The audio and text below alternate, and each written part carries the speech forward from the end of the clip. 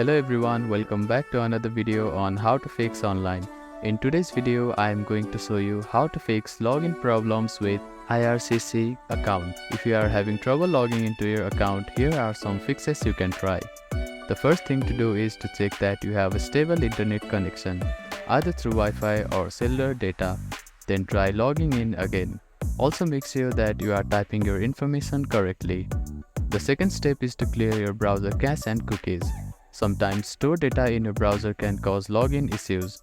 To do this, open your browser and click on the three dots at the bottom right corner. Then find the History button. After clicking on the History button, you can find the Delete Browsing Data button. Click on it, then select the time range as all time. Now click on Delete Browsing Data and confirm it once again. After that, your browser cache and cookies will be cleared. Then simply try logging in again. You can also try updating your browser. Open your App Store or Play Store and search for your browser. Check if there are any updates available for the application.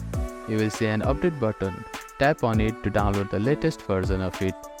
If the issue still persists, try accessing the login page using a different web browser or device.